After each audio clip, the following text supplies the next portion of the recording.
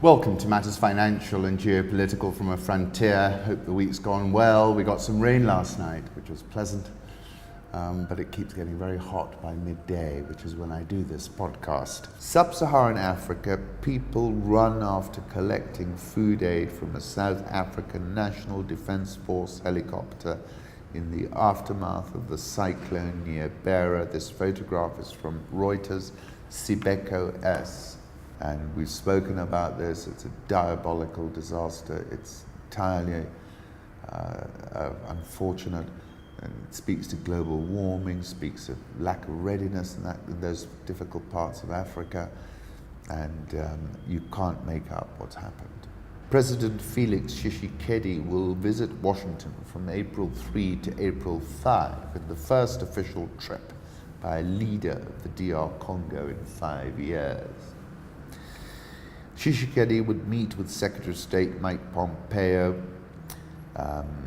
We're committed to working with him to advance his agenda to combat corruption, strengthen the rule of law, enhance security, protect human rights, and promote economic growth through increased foreign investments and trade. Early action seen favorably in the West. Tshisekedi has blocked newly elected senators from taking office over corruption and has moved to repair long turbulent relations with Rwanda.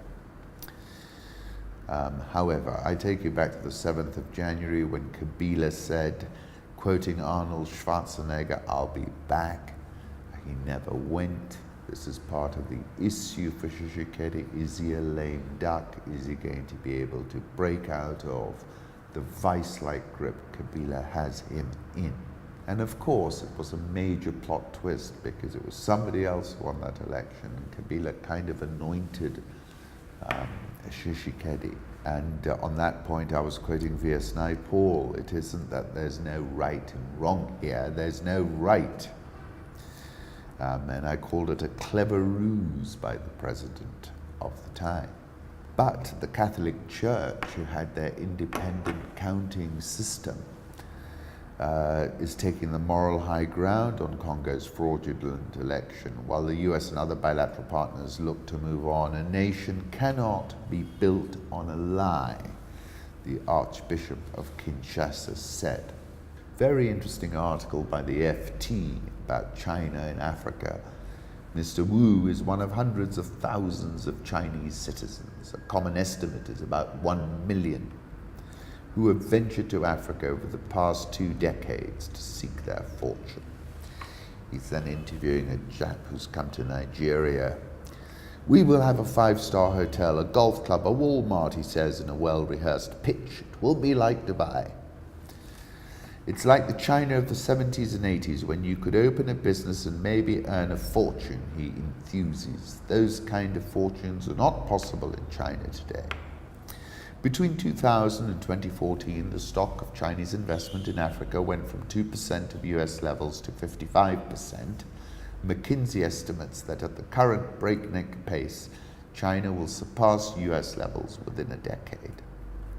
"Nigeria has the conditions to be a factory of the world," said Zhu, China's ambassador to Nigeria. "It should become the factory of the world." Chinese views about their host communities can be blunt. "Nigeria has the most thieves in the world," says Thomas Liu, who runs the medicine company where Mr. Peng works, using the sort of uncompromising language that grates from Accra to Kinshasa. You have to avoid being tricked.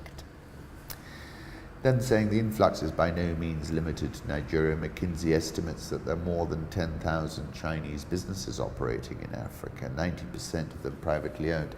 In that report, it was very interesting actually, the most at-risk businesses were of Asian origin, according to McKinsey, and they're at risk from the Chinese who are working on smaller margins that are much more aggressive. So that's very interesting, worth a read. South African all shares up 6.47% this year. Dollar versus Rand, 14.61 last. It's importing contagion, adding to an already quite toxic mix. Egyptian pound, 17.326. Nigerian all share down 1.91% this year. The Nigerian equity market is not enamored with Baba Go Slow. Ghana Stock Exchange down 3.49%. It's $1 billion. I was the How moderator do at we a get function your with Jack portfolio Ma a properly while back, allocated? and How do we I get asked that him, $1 how do we billion get a $1 billion allocated to Africa? portfolio That's my question, and allocated hopefully to all to Africa? Kenya. And he Because says, that is actually a ideas, market fast neutral strategy. internet, speed and passion for the future. Well, And he said I then think, the most first, important how infrastructure of did them we all, realize it's the our goal internet, day and yours and is night fast.